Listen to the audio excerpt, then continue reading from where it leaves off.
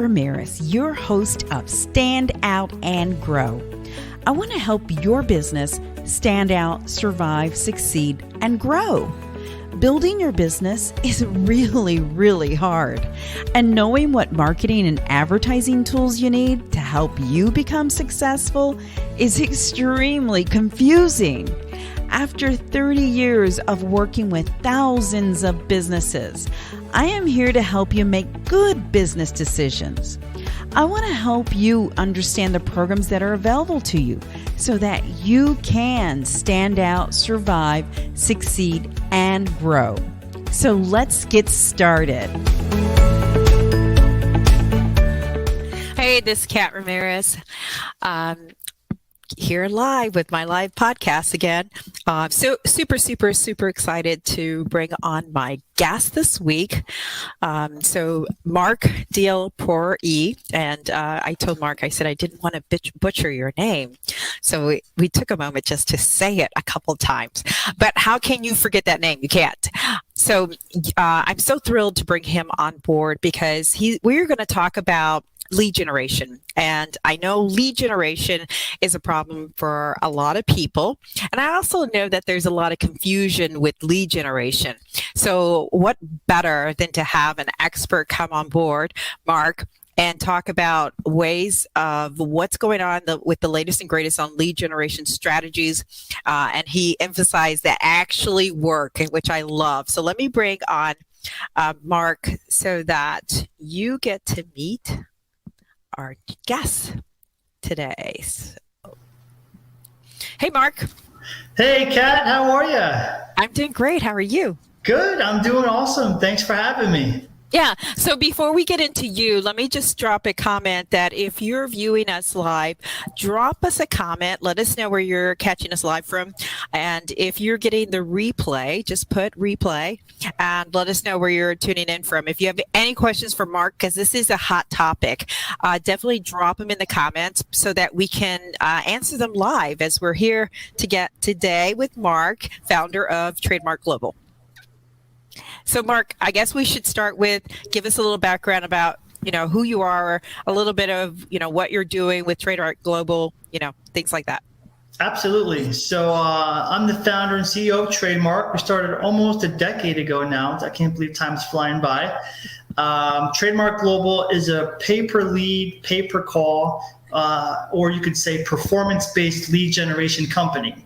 So what that basically means is we charge our clients on a per qualified lead basis versus some other clients may charge you maybe a per month rate, and then they just generate as many leads as possible. We actually only charge you when we generate a qualified lead or generate a qualified call for your office. Okay. And so with your company, how did you come up with this model? I mean, did this personally, you had experience and you were like, I'm paying so much for leads, I'm doing this. Like, most people come up with their business model because they have encountered some kind of challenge. How did you come up with your model? So it's a good question because this is a very niche industry, and which I've come to understand as the years have gone on. So I actually kind of fell into this industry I'm actually licensed in life insurance and health insurance, and I'm licensed in property and casualty as well. So I started off on the retail side, and I was using LinkedIn a lot and generating leads of insurance agents that were looking to partner with our company, and we were going to offer them free leads and say, hey, here's free leads to join us. We were called an FMO or an IMO at the time, which is basically the idea is to recruit as many agents that are writing insurance policies as possible. And in order to do that, we'd offer them free leads, and then they would take those leads, close the business from them, and then write that business through our company, which is then how we made money. Gotcha. So essentially, I like the idea of realizing that, wow, there's a huge need for not only leads for insurance agents or a lot of different companies, but qualified leads. So leads are actually good that are closing. So that's kind of what got me started into the whole industry of realizing that there was a market there. Okay. Okay.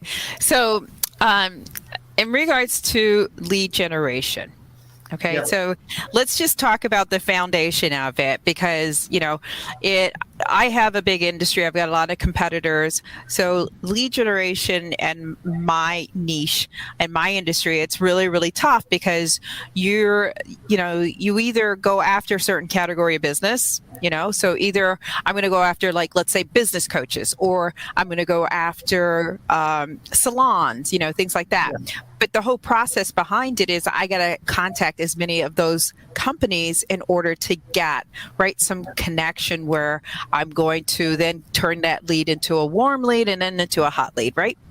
Right. And so the process that you guys are taking is you're doing the connections and you're doing that, right? That pipeline process. Yeah. So we have, just like you do, a B2B side where we have to generate leads from business to business. So in other words, we have to generate, for example, leads of businesses looking to buy our leads. That's one side of the type of leads that we have to bring into our company. And then after we bring on the clients who want to buy our lead generation services, now we have to go to the other side of the equation, which is finding the consumers, which is the B2C side, and selling those consumers to them that are interested in our client services. Does that make sense? Yep, it totally makes sense. So the tricky side is the B2B side, which I love. I'm not as versed, and we have a lot of really solid affiliates who help us get the B2C side down pat, like the consumer to sell to the business. But the B2B side is where we shine as a company, TradeMarc. We could bring on a lot of different clients because we have a great funnel, great system that we use, a lot on LinkedIn, a lot of email. And then, from there, we bring on our clients. But we have two sides of the business, which is pretty cool. So yeah. So how many touch points do you think it takes to get somebody interested?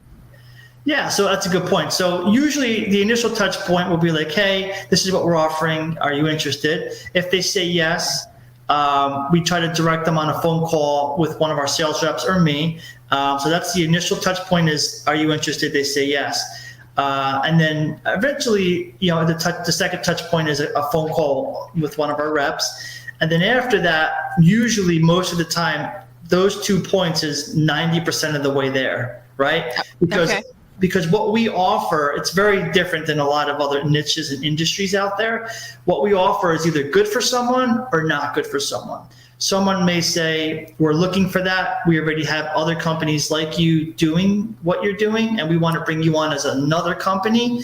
Yep. Or they say, we don't do that. We don't buy leads like that at all. We have our own internal processes where we generate the leads with our own team. So we don't need to buy leads from you. So we can figure that out pretty quickly on the phone call. But sometimes there's people who get off that phone call and they're just like, I don't know, maybe it depends on the prices of what you're charging. And then that's we have to have multiple follow-ups and touches after that. Okay. Because, ultimately, you're just teeing them up with leads that they need to convert, period. That's it, right? Yeah. And technically, to go back a little bit, yep. Before you even try to generate a lead, you need to know who your ideal prospects are, yep. Right? And you have to go into your ideal prospect that is somehow, some way needs a service like yours. That's the initial touch point. After that, you hit them with the right message. So you pique their interest, right? And you're not selling them. You're just opening their eyes up to something they haven't heard before. Yep. And then after the message, then when you get on the call, you do the 80-20 rule, which is what we do. That's part of our process is being technical. And we kind of listen 80% of the time instead of selling 80% of the time. And it really opens up our clients to understand that, oh, wow, these guys are different. They're not selling us on their services, right, but they're actually trying to figure out if there's a way that we can plug and play and work together or not.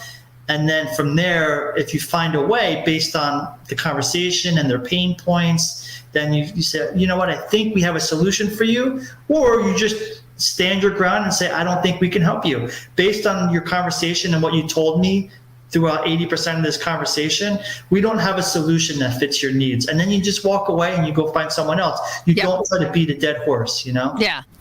No, that makes total sense. And you know what? You just really hit the hammer on the nail when you say the 80-20 rule, because, you know, my philosophy is the same as well, is if I go into a, let's say a prospect, a lead, whatever you want to call it, I'm there to listen. I'm there to ask the right questions to make sure that I know that I'm priming myself, right? I'm teeing myself up for whatever it is that they have or their needs to solve their problem, you know? Right. I love that. That's a great statement. Thank you. I mean, it's the truth. It's the way that it alleviates you from trying to like be so stressed out and figure out the best way, to taking a step back and saying, number one, 80-20 rule. Who are 80% of my clients out there, right, that are going to generate 20% of my revenue? I mean, I'm sorry, 20% of the market that generates 80% of my revenue. Right. That's usually how it is. So if you have 100% of clients, usually 20% of them generate most of your revenue,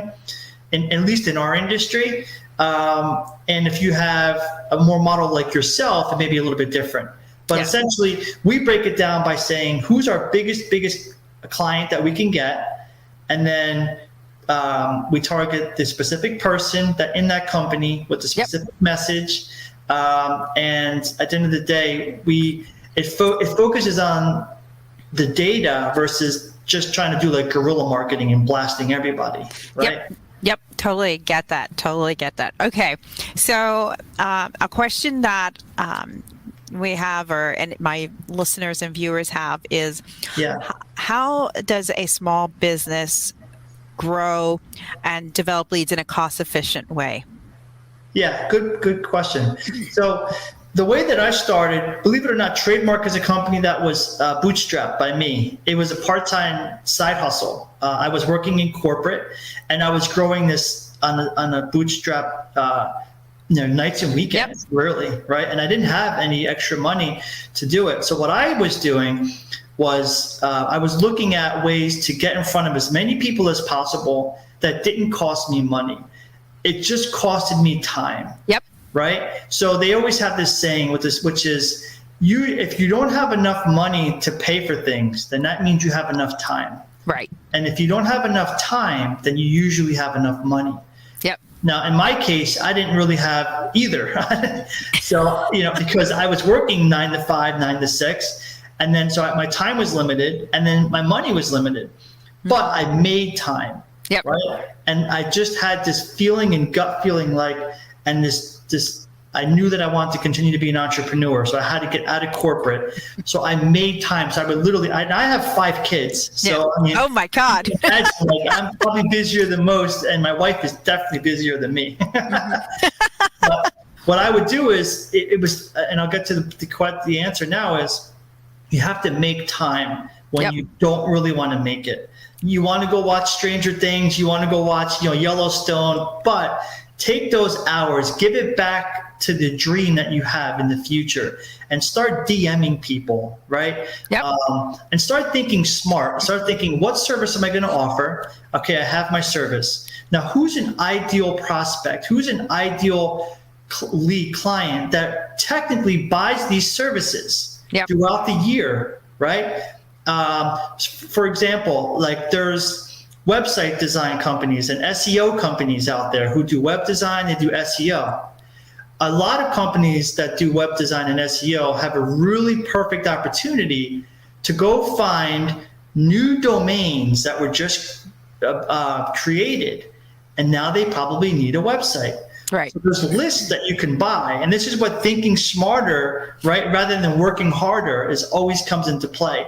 So if you are a web design company, you're an SEO company, go find companies who just bought a new domain. They're going to need a website. You could buy a list of those new domains and then reach out to them one by one by one by one, and that's a really quick way. So it's about sharpening the pencil, right, when you don't have a lot of time, and then writing out your plan and trying to figure out who out of everyone that's out there in the world, what type of person, business would really need the service I have, and really grinding it out. Some people think it's about not knowing when to start, but it's about pinpointing the perfect prospect and then going with the perfect message. And then you're going to get the perfect results, right? Yep. And then it's about doing it in mass. So now you have to send out, like I was sending out on LinkedIn when I was bootstrapping this, I was sending out hundreds of messages, like copy paste messages to insurance agents. And I was saying, hey, do you need free leads for your company so you can write more policies? If so, please respond to me and we can set up a call. And then that was like copy paste, like 100 or 200 before LinkedIn started coming up with some restrictions. Now you can maybe do 20 a day or 30 a day. But if you do it on LinkedIn and then you do it on Instagram DMs and then you do it on Facebook DMs, like there's ways around it. And then obviously posting on social is very huge too, right? Yep. And then how to post on social is really big. Right now, I recommend highly to generate more attraction is a video. Like a video message is speaking wavelengths. And when people are scrolling their feed on LinkedIn or Facebook, they will usually stop just a little bit longer and stay there on that video to kind of attract you, for you to attract them. They may click play, whereas just a post, they may just scroll by. So video marketing is big too. Yeah, I love that you shared how many emails you sent out. Thank you, Mark, because you know what? I tell people till I'm blue in the face, like it's a numbers game. You have to reach out to the masses because it's like a batter. A batter is not going to get a good, is it called an RBI? He's not going to have a good RBI if he doesn't step up to the plate and bat many more times, right? It's true. Like you want to have a game plan. Like you do want to do mass, but you want to do mass to the right person. Yep. Once you get the right person or the right business with the right message, then you go mass. Right. So you narrow down your funnel of who you're targeting, but then you still got to do a lot of messages once you get that narrowed down. Yeah. Love it. And, you know, me as a sales manager, when I was with ABC, NBC, CBS, all of those, I used to have my team, you know, and I was starting to get to be a softie. I remember when I originally started, I told them 100 calls a day. And then I got to 50. Okay, at least give me 50. Give me 50 calls a day. Yeah. You know, because it's like pulling teeth to get people to pick up the phone or to do some outreach. And it's the same for entrepreneurs. I promise you it's no different because there's so much hesitation and resistance. One thing I learned is over the years is don't say I'm going to do 100 a day and then stop. The best thing to do is I'm going to do as many as I need to until I get a response. So because if you get a positive response, now you know you're in the right direction. Right. So in the beginning, you may want, if you cap yourself at 50 a day, what if it was 55? What if you got that at 55? And you stopped. Yeah. Because sometimes if you keep going, eventually you will get people to respond. Absolutely. And that'll motivate you. And before you know it, if you love what you're doing and you want to have more financial freedom, you'll continue to do it and things will start to happen. It's magic. I don't know how it happens. You'll see a lot of people say it over and over again, but it just eventually starts to happen when you grind it out. You know, the ethers of the universe just flow your way. So well, not just that, it pays off because you're making these connections and you're reaching out that these people eventually then follow you or they're tuned in to you, right? They're tuned in, you know. They see you a lot more, So let's talk about like what does it mean to buy a lead on cost per lead model? Versus the rev share model. Can you define and describe the two difference? So a cost per lead versus a rev share? Yep. Okay, cost per lead means, so when you're buying a lead, you're only paying for that lead that's sent over. Versus some people charge you to create a website, a couple $100 or a couple thousand. Then they charge you for SEO, a couple thousand. Then they charge you at the end of the month. And they say, however many leads you get, that's on you. But you still have to pay us all this money up front and hope that you get a lead. Whereas we say, don't pay us anything up front. Just say you want to buy 100 leads from us and we will get you pre-qualified leads, and we'll show you the websites, but you don't have to pay for them. We already created them it's a general website for different clients. And we'll show you the websites that the consumers are going to fill out. And then, well, that's where that lead's going to come from. You'll know that they went to that website and filled it out, and now you're getting that consumer coming to you. So, But those leads, you've already filtered them. Like, you've already done some conversations, right? So there's a couple ways. One is they go onto Google. I want new health insurance. They find a website. They say, okay, fill in your name, email, address, phone number, and your height and weight, whatever. So they pre-qualify from the website form, and then they submit it. And then all that information from that website form that they submitted comes over to you. Now you have their name, their email, their phone number, their height and weight, and you can call them and say, hey, do you need health insurance? I see you just filled out a form. That's one way. Another way is they can fill out that same form, but then we have a call center rep outbound call them and say, hey, how are you? We see you just filled out the form. We would love to see if you want to talk to a licensed insurance rep to get the health insurance quote. Are you still interested? And they say yes. Then we say, okay, hold the line, and then we transfer them to the client. Got you. In a live transfer. That's another way to do it. Yeah. Nice. Okay, so those both sound very, very effective. Okay, and then the rev share is based on how much they spend, right, with the client? So there's rev share. There's two. I think the terminology may be a little different. So the rev share means we don't charge the client any money up front for the leads. So we just charge them, let's just say, we send them 100 leads. Yep. And then they send us a report, and they say, out of the 100 leads, we closed 10 deals. Okay. And this is how much money that we can pay you, because we closed 10 deals, and let's just say they made $50,000, we'll give you 10%. Gotcha. Yeah. That's a rev share. So in other words, it's like a commission base. Yeah. So we don't make any money on the leads at all. And that's a really beneficial way. If you're someone who's a client who's looking to buy leads from vendors like us, yep, you can really get a leg up and say, we only pay you when we get paid. Yep. And most people will say, well, I don't want to take that risk, because what if you don't close any deals? Now I lose the money. Yeah. But so that's a rev share.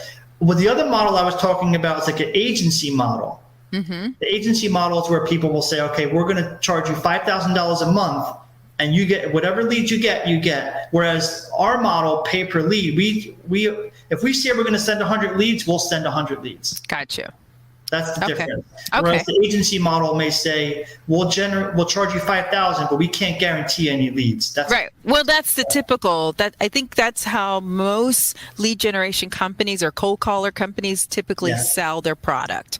Is they say we will do 100 calls a day, and we'll do that, but we can't promise you how many leads you're getting. Because I think, from all the ones that I have been in front of, those are the typical models, right? It is. It's a typical model because it's safe for the lead vendor. Because they're like, we're going to get paid no matter what. Yep. And they don't care. I shouldn't say they don't care, but if you don't get leads, there's not much they could do about it. Yep. Except maybe if you pay for another round, they'll just change things to make it better. Right. Whereas we go above and beyond in our industry. Our industry says, you don't have to pay us anything up front. Only pay us every time you get a qualified lead, 1 lead, 2 lead. And if you want 100 leads, we'll make sure we send you 100 that are people who are interested to talk to you. On top of that, if some of the leads aren't interested, we'll give you a credit too. Yep. So you can see it's very lucrative, because some people would say, wow, I'd love to sign up for that. I just get leads of people who are pre-qualified, ready to talk to me, rather than paying all this money and maybe get a lead, right? Yep. Yeah. So it makes sense to me. So I guess here's the burning question, because I know if it's a pre-qualified and it's a good lead, it's not going to be cheap. Right. So does it depend on the industry, or what? How does that work?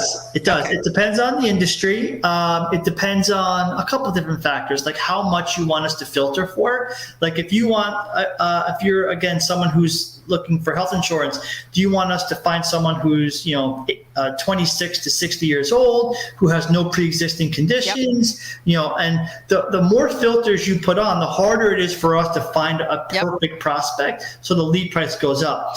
Yep. Some people say, we don't need all those filters. Instead, just send us someone who actually raised their hand, said, I'm interested. And then they'll filter them out themselves. Yep. So then they'll pay a lot less for those leads. So I guess the prices, our prices vary. So we have leads, believe it or not, for health insurance that go low as $3 a lead. Be careful what you put out there, Mark. I know. It's got to be for the right client. I mean, we'll always have the right conversations to make sure we're completely transparent.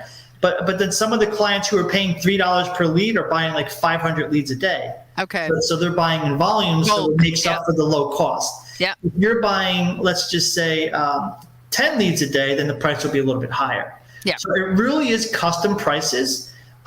Based on what you need and who your market is, who you're selling to, and the filters you have. And so we customize everything here at TradeMarc to make sure that we don't lose a potential opportunity. So and that makes sense. I guess the thing I'm getting at for anybody who is listening, so that they understand and know this, that a good qualified lead is not cheap, because that's someone else doing all the hard work to vet it, right? It's hard work, and it takes a process, and with you're paying for someone to weed and filter through that. So it's not going to be cheap. We do, just so you know, when it comes to a live transfer call that comes over, some industries for us, they go up to hundreds and hundreds of dollars per call, like the legal industry. So, and that's pre-qualified. Our call center reps qualify them with a series of 5 questions or more, and then they're really ready to talk to somebody. Whereas and it makes sense. $3 lead may be someone who just put their email in and say, hey, email me or call me, right? And then that's it. We didn't talk to them. We didn't pre-qualify them. They just put in some basic info. So you can see that's much less expensive because we didn't actually get there and pre-qualify them 100%. Right. It was just a little bit. So So basically, when they get on that call, they're going to have to do their discovery call. They're going to have to go through and weed out all these leads that they're buying, so that they can filter it down to however many that convert. Yes. Okay. Cool. That I just want to make sure we're on the same page, and also I want to make sure that anybody tuning in understands that this is a process, and basically you've nailed down the process. You've got it fine-tuned, and people can buy the different variations of this process to get their lead. So if they have a limited budget, it varies based on what they're getting from you. Great. Okay, good. Awesome. So I just want to make sure people are very, very clear. So you touched a little bit about inbound calls and warm transfers. So what is the difference? So an inbound call in our industry is considered a consumer-initiated inbound call. What that means is they see an ad like scrolling on their feed on Facebook or Google, and they say, oh, wow, you know what, perfect timing. I was actually looking for a contractor for my roof, right? Let's just say. So they click on the phone number on the ad on their phone, and it automatically starts ringing. Okay. And then it comes over, and we sell it to our client. And then that consumer would be a potential billable lead for our roofing contractor who wants to talk to them. That's an inbound call. A live transfer is someone who we outbound call them, and then we have to call them and wait for the phone to ring, and then they pick up, and you say, hi, so-and-so, this is John Smith, and we're calling from ABC Company. We're wondering if you're still looking for roofing for your home. And we have to kind of reach out to them. That's it's an outbound dial. So that's the difference. Okay, awesome. So a little variation in regards to the lead generation in that realm. Okay. Is there a certain challenge, a reoccurring challenge of industries that you see when you're talking to businesses? Is there a commonality thing that you hear or see a lot of? In lead gen in general, like in our niche. So the problem that we've seen, and I'll be very transparent, we see it sometimes with our affiliates too, and we have to continue to do quality control, is because affiliates have to spend a lot of money for SEO and don't charge the client. So because they have to buy the Facebook ads, and if you have like 100 people click on your ad, us as the affiliate or our affiliates, it doesn't mean 100 people are going to be a lead. maybe some people click on the ad, but then they don't fill out the form. So that costs us, the affiliate or our sub-affiliates, money, whereas we never see that. We never charge the client for that. So what that means is sometimes they can lose money. Yep. What ends up happening is the affiliate will either say, pause the campaign, we don't want to do it anymore, or they may start to try to send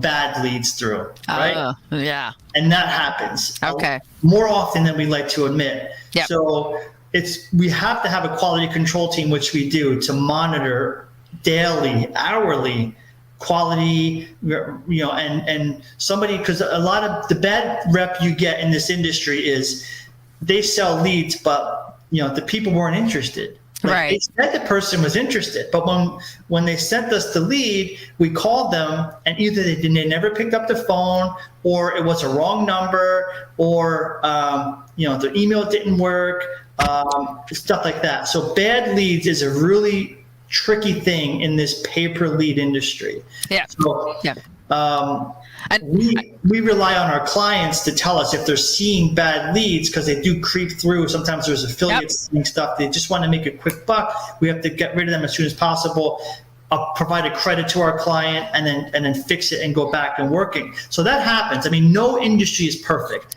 I mean, a lot of people won't say that to you publicly. I mean, but we're very transparent. We love working with clients and helping people, right? And we don't want to overpromise. So sometimes we like to underpromise and kind of scare people a little, and then over deliver, right? That's our goal. But it doesn't.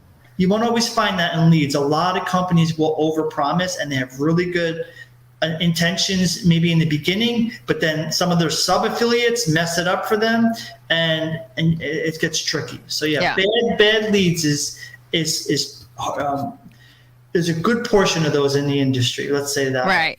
I think I would say that probably in the beginning of my agency business, I probably saw a lot of that with clients that I would talk to that buy email lists, and they were bad lists, because because basically what the person that was selling it was selling like a old list, or a list that they got from somebody else and reused it and sold it.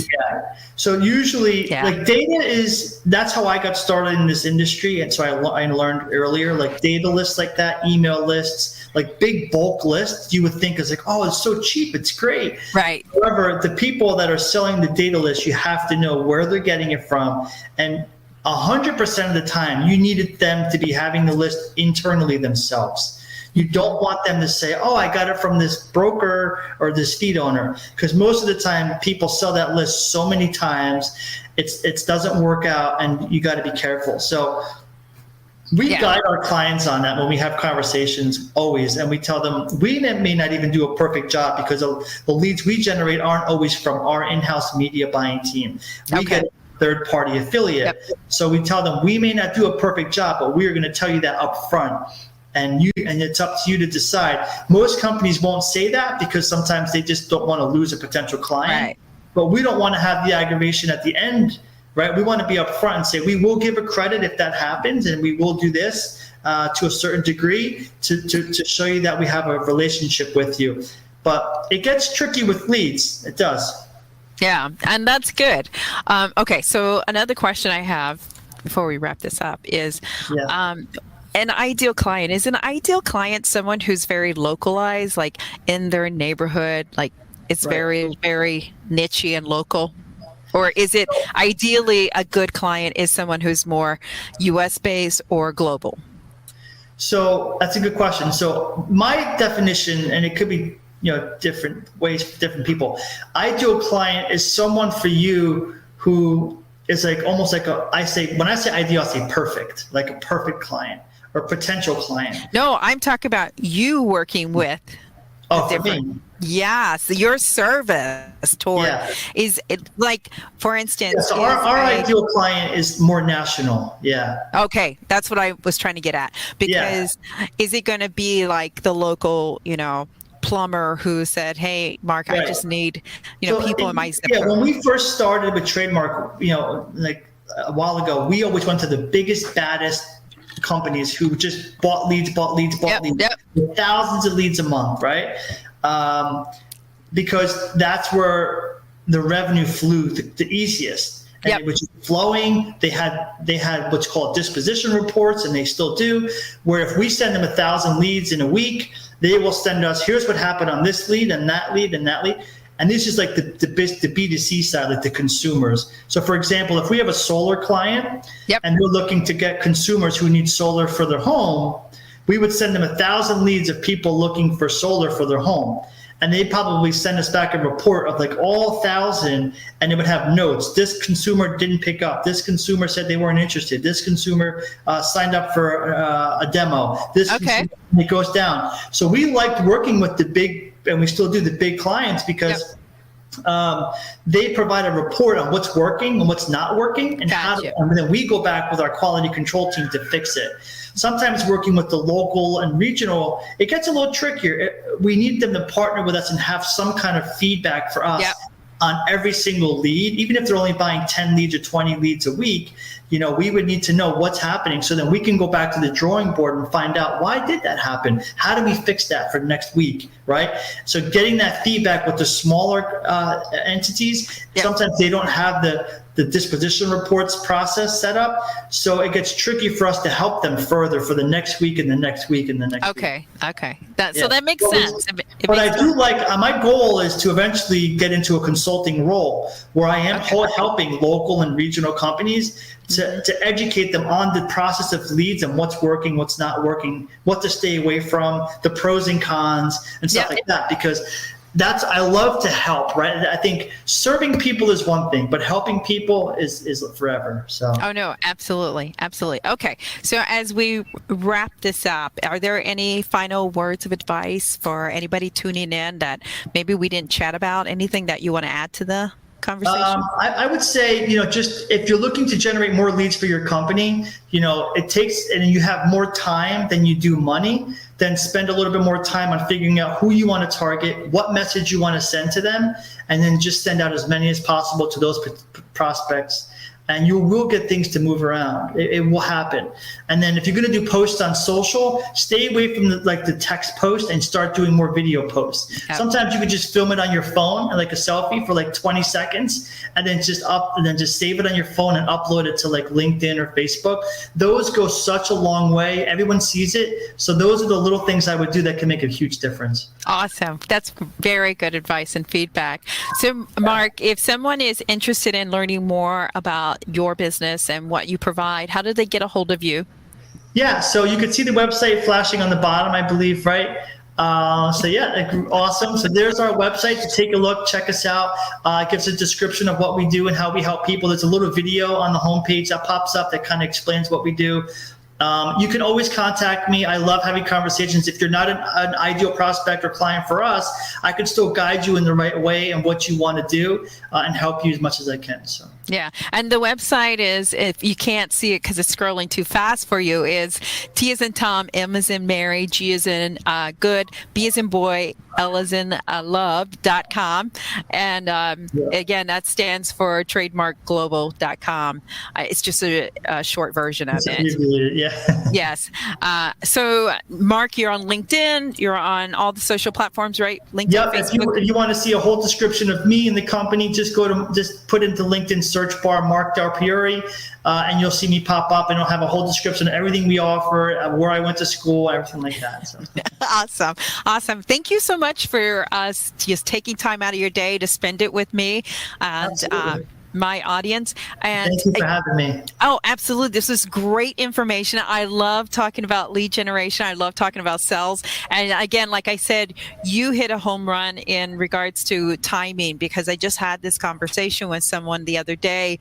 And, the thing I want to emphasize for anyone who's tuning in, if you just caught it now, please hit the rewind button and catch it from the beginning, is lead generation is not easy. So if you personally are not going to spend the time, Marc touched on it, it's either you're going to pay for it if you have the resources, or you're going to take the time to do it yourself. And if you are not going to pay for it and it's going to be your time, then you got to invest in your time. And it takes a lot of time, because again, you're trying to create this momentum that's going to carry on and on and on. And if you just give up and say you you gave it a whirl for 2 weeks and you gave up and you said, well, I got some time. I did build it up. I'll just wait a month or two and I'll start it again. No, it doesn't work like that. Your pipeline has to be full constantly, I guess. Yeah. And that's the name of the game. And the big companies that do it with Marc get it, because they're as he alluded to, they're buying these leads like at maximum capacity because they know that they have to keep that pipeline full. So again, thank you so much, Marc, for joining me today. I appreciate it, and I'll talk to you soon for sure. Absolutely. Thank you for joining me on Stand Out and Grow. And I hope you really enjoyed this and really you at least got one takeaway of what you can do to, as far as lead generation, or, who's your target, or, what are the different lead generation strategies. And I love how Marc says that they have lead generation strategies that actually work, because that is the name of the game. You can buy a lot of garbage out there, but there are companies out there that will represent you. And again, you either pay for it or you do it yourself. So that's your choice. So until next time, you got this. Thank you so much for listening to this episode of Stand Out and Grow. Check out all the notes and links at www.standoutandgrow.com. I am so thankful to you for helping this show continue to grow. I want to keep producing content that you want to hear, so please leave me some feedback. I look forward to bringing you more resources and information to help your business stand out and grow. Please follow us on social media and make sure you follow this podcast so you can learn more about helping your business stand out, survive, succeed, and grow. Until next time, you got this.